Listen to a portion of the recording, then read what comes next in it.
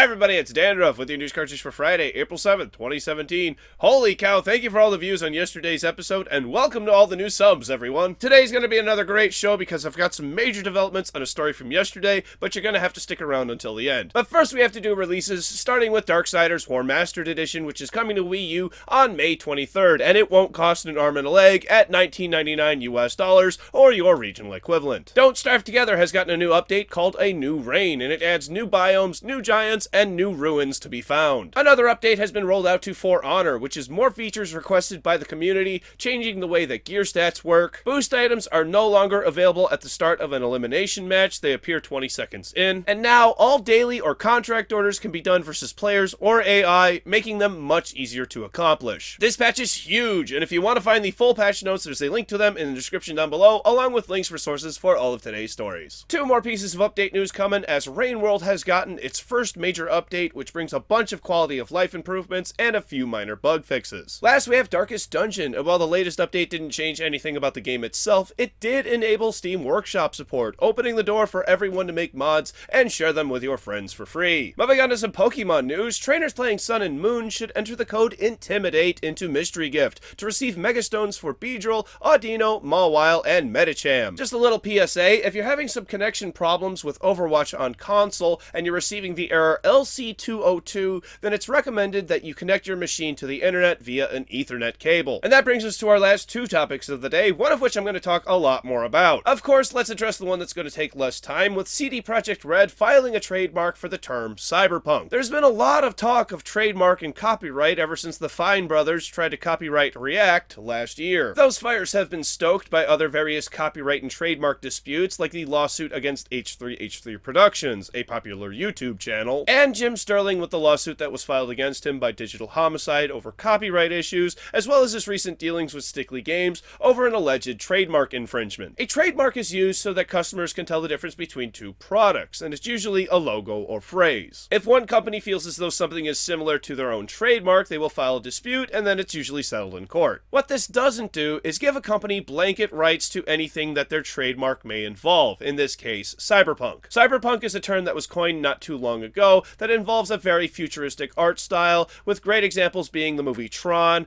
or the tabletop game Shadowrun. Even after the filing of this trademark is completed, anyone may still use cyberpunk as an idea, as a concept, as a setting, and you may even use cyberpunk in the name of your work. So there's really nothing to fear. CDPR isn't trying anything funny. This really just seems like business as usual. Now, I can't say the same about our final topic of the day, but oh boy, I did not think that this was going to happen so quickly, but Gearbox is backing out. Their partnership with G2A is going to be dissolved. Gearbox gave G2A an ultimatum, which they had to start acting on before the launch of Bulletstorm, and according to Gearbox, they have failed to do so. Now, first of all, I would like to say thank you to Gearbox for realizing that your customers are worth more than just their money. Let's face it, if you're not making the people who are buying your products happy, they're not going to continue to buy your products. And if they're aware that their purchase could go awry, then they're not going to spend their money in the first place. And now the fun part, where we say goodbye to G2A for good, because they obviously want to play the game by their own rules,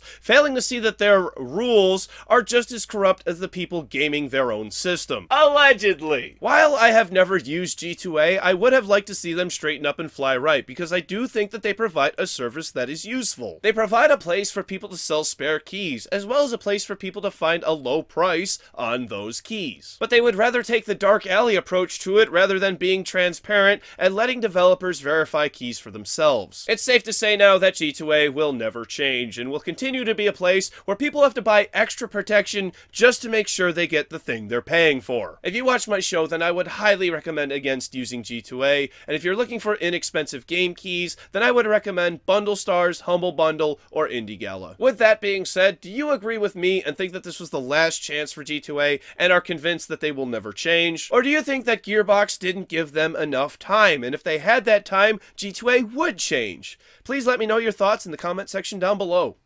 Once again, it's time for Monday's game releases, because I'm off for the next 2 days because I've got to go fill another desktop with laptop RAM. For PC, Getaway Island, Chuckles Adventure, Hanapu, Way of the Warrior, The Safeguard Garrison 2, Cryptocracy, Japanese Women, Animated Jigsaws, Station 21, Space Station Simulator, Cucumber Blues, Radioactive, Adventuring Gentleman, and The Endless Horde. For Xbox One, The Sexy Brew Tale. Thank you very much, everybody. This has been News Cartridge. I am Dandruff. I will see you on Monday. And which concert only costs 45 cents?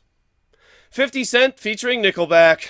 Well, there you go. 2 days, and I'm not using two companies' products anymore. Oh, boy. Well, at least I'm going to be using... One of them affects me a lot more than the other because, really...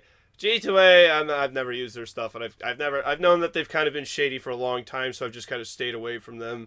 But Nvidia, yeah, that affects me a little bit more because I do currently use their products every day.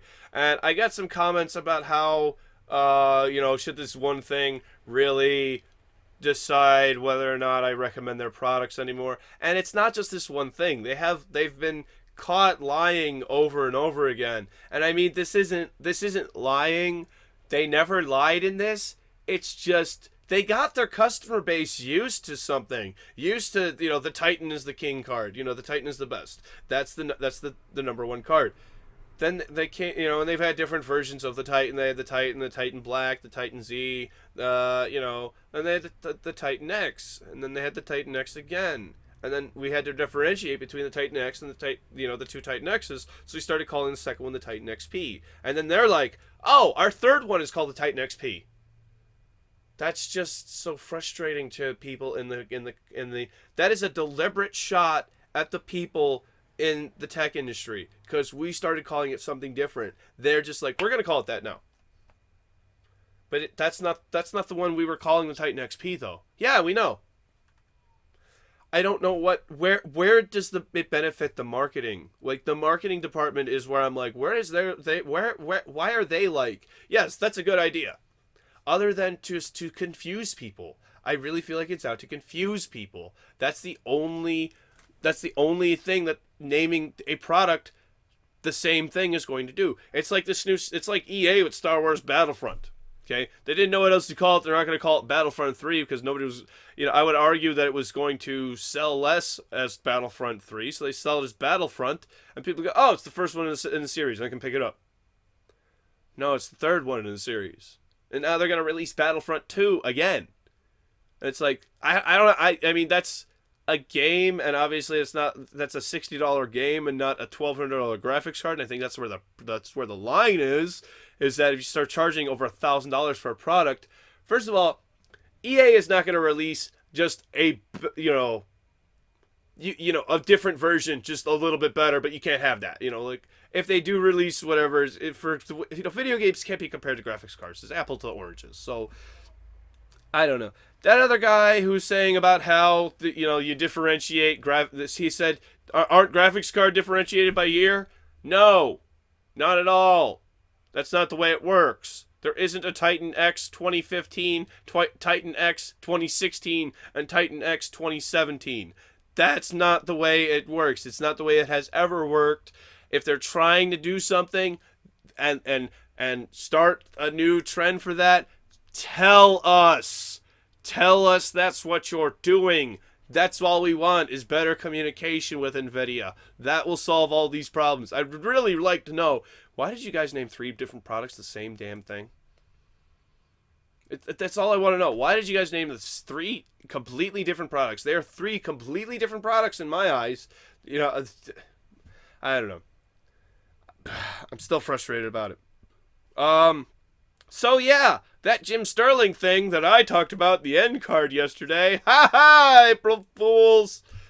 I didn't watch that on April 1st.